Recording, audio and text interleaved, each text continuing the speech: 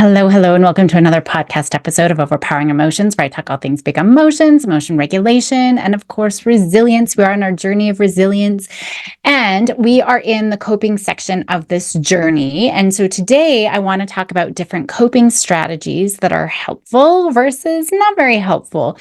Last week, I did mention some problematic coping strategies that are obvious ones, like turning to TV or substances or bottles of wine all the time. Today, though, I really want to get into some of those really subtle ones that, as parents or teachers, we might allow children to engage in. We might even do them ourselves, but it's not actually helpful for them in the long run. They might seem helpful, but aren't actually. And I'm going to be talking about different types of coping behaviors too. We know we can't get rid of emotions, even ones that we might not like, even ones that are really uncomfortable, right? But emotions, I've said it more than once, emotions are an integral part of being human. It's part of the human experience. We all face moments of emotional distress, challenging situations, grief, disappointment, rejection, all feelings, all emotions, they're important. And we have to have them because they're meant to be adaptive. Why would we have them if they weren't adaptive, really? We're all going to encounter a wide range of pretty much all of them, if not all of them, most of them throughout our lifetime at some point. Learning how to cope with those emotions, it's a crucial life skill, and that's really setting the foundation for emotional well-being and, of course, resilience. When they can cope, they can navigate with whatever life throws their way, all of the ups and downs, right? Any emotional distress that comes up, any uncomfortable feelings that come up in different situations, they can cope. Now, there's two primary coping mechanisms or approaches that I'm going to talk about today. One is emotion focused and the other is problem solving focused. I'm going to talk a little bit about when they're helpful and not, and how we and children and how we can support children to use these strategies effectively to enhance our overall well-being. I am going to try to start shortening. I know I can talk forever, and I have a feeling this might go on a tangent, so I might end up breaking this down into more than one part. But I'll get started anyways with emotion-focused coping. And that really revolves ideally around the managing and regulating our emotions in response to a stressor, to a challenging situation, to whatever is going on in our life. So emotion-focused coping, it really begins with a lot of what I've talked about in that month of emotional intelligence. So make sure you go back to check out those episodes. It's that recognizing and acknowledging the emotional aspect of the situation. Okay, so that's very important for adaptive, healthy coping. Oftentimes we avoid it, try to push away any of that distress, and that's not helpful at all. So we want to respond. We want children and teens to respond in healthy ways. So we want them expressing their feelings healthfully, but even if they're screaming it, that's better than punching it, really. So we want them to verbally sort of express their feelings or in whatever way they can. So when they're expressing their emotions, even if they are screaming, we are validating those emotions, right? We are co-regulating. That's really important. So when they're able to express it and regulate their emotions, those are healthy, important things. Expressing themselves can involve, like I said, talking to someone verbally about how they feel, but it really could be writing in a journal, it could be drawing, it could be engaging really in any creative activities, or even listening to music just to channel those emotions. That's really important, not as a distractor, but as a way to get in touch with our feelings and express them.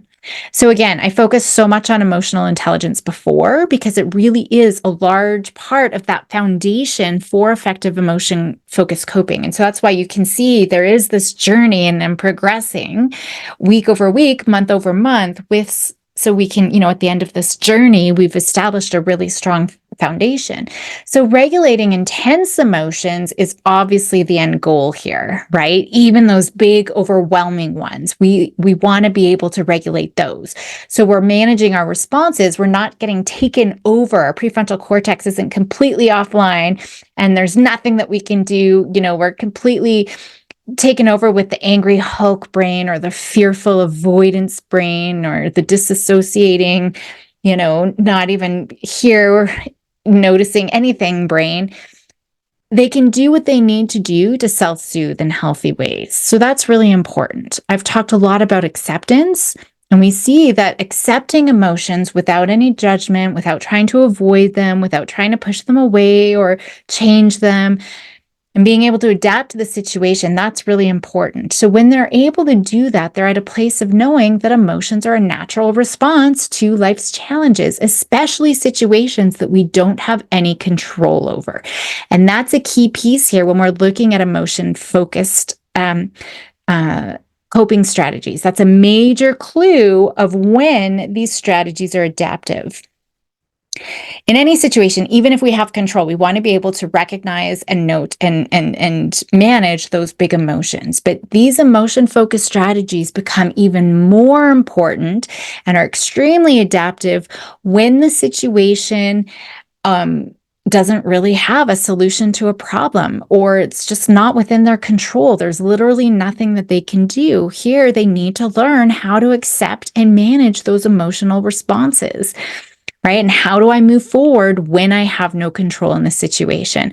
I just think of Viktor Frankl, right? In a concentration camp. I'm always going back to him, but that's a great example. He had zero control. It's not like he could get out of there, tell the Nazis, like, hey, I don't want to be here anymore. Let me and my family go, right? There just was no control, especially when his family was already killed. There was nothing he could do, right? There's no voodoo anything to bring them back. So in those moments, it's being able to regulate, manage, come to that place of acceptance and move on. So that approach is helpful as well when emotions do start to become overwhelming or are normally overwhelming. So when we're dealing with things like grief or loss or significant life changes, because it's really allowing children to express and process those really complex, big emotions that are all, caught up in a knot. And oftentimes those are associated with those really hard experiences. Emotion-focused coping really is a helpful precursor to so many other things too, even conflict resolution, for example, because I need to be able to manage my emotions, cope with them before I'm able to engage in any constructive communication or problem solving. So it's really important. That's why I presented it first. Even when there's times where we do have control, this emotion coping is so important for effective strategies. So there's definitely helpful emotion-focused strategies, which I will get deeper into. I have talked a lot about it in my podcast, and I will be getting deeper into it. But a lot of that emotional intelligence piece is there too. But like I said, I really want to focus on some of the unhelpful emotion-focused strategies, which I have also talked about too, especially in the parent traps. But they cause more problems than not. So it's better for us to make sure we are not perpetuating them. That's going to be a huge help in all of this anyway. Oftentimes, people use these unhelpful emotion-focused coping strategies over and over again because they're reinforcing in the moment, because they seem to provide relief, but it's only temporary relief. It's in the long run, it's just making the problem worse. It's very problematic in the long run. So avoidance is the biggest one, right? And that's the one I often talk about. That's the one we usually allow our kids to do all the time, is to avoid. We have to stop doing this. Sometimes we avoid because we are stressed and just don't want to put up the fight, or we just need to get out the door and don't want to put up the fight. That's usually it, right? It's usually about our needs. We just don't want to have the behaviors and manage it. So it's just easier to walk on eggshells. But you're just going to walk on eggshells tomorrow and the next day and the next day and the next day. And same thing in the classroom. It's just easier to do what we need to do. Let kids go, let them avoid, so that we don't disrupt the whole classroom. But we're going to do it tomorrow and the next day and the next day. And it's going to be way harder. We can still address it later on, but it's going to cost you way more effort and time, tomorrow than it is today. So that deliberately avoiding any situations or stressors, thoughts, even trying to, push away those thoughts or feelings, anything that triggers negative emotions, if we're avoiding that. Now, it can manifest in lots of different ways, right? It can manifest as denying that there's a problem at all. I'm not scared. No, I'm fine, right? It could be suppressing emotions. It could be withdrawing from social interactions. I'm not feeling good. I've got a headache. I'm just going to stay home from school today, or whatever that is. It happens when, even when we try to help our kids avoid situations, or we try to get them to stop their negative thinking. It can be really subtle too, like even a teenager who's avoiding studying because they don't want that feeling of stress and worry about the exam. We might see it if they've gotten into a fight. I see this a lot in like the junior high kids or even middle school, 5 to 9, but even in the high school. And I see it in adults too, really. We see it, maybe they got into a fight with a friend and now they're refusing to talk about it. They're not going to reach out to try to solve it. They're just going to avoid that person's not my friend, right? So they're attempting to avoid any emotions associated with it and even thinking about their friend. The problem, of course, is that even though in the moment that avoidance is really providing that temporary relief because we're preventing the immediate discomfort, it's not addressing the underlying issue. It's not supporting any skill development. It can lead to long-term emotional distress because all of these unaddressed emotions tend to resurface and we have no way of coping. There's no skills being developed, so we have no way of coping with them. Another really big trap that we fall into, aside from letting them avoid situations, is trying to get rid of the emotions, right? We're trying to make kids feel better immediately. We're going to start doing breathing, just relax, right? We're trying to get them to calm immediately. Yes, they are important. Yes, they are beneficial. Proactively, not in the heat of the moment, right? In the heat of the moment, they will get there. If they're using those skills enough proactively and they master them, they can start using them in the moment. But we really need them to still face their feelings. It's not I'm feeling nervous, I better start breathing because I want to get rid of this feeling, I don't like it. No, it's a matter of, okay, I'm here, I'm feeling really stressed. Let's see where this is. Okay, I'm going to drop into the body. I'm feeling it really in my chest. It feels like it's crushing, right? I'm identifying where in my body, what it feels like. Is it more on the left or right? We're keeping our prefrontal cortex online. That's so important. When we can keep our prefrontal cortex online, even while we're facing our fear, facing that discomfort, then we can move on to what do I need in this moment, right? But usually it's just I'm feeling terrible. Let me use my strategies to get rid of this terrible feeling. We don't want that. They're never going to learn how to be able to sit with their feelings, that it's a normal part of life, that it's temporary. It's not going to last forever. And I can handle it, right? Okay, my body's doing its thing. My anxious brain is taking over and doing its thing. I'm going to ride that wave and I can handle it. That is so important.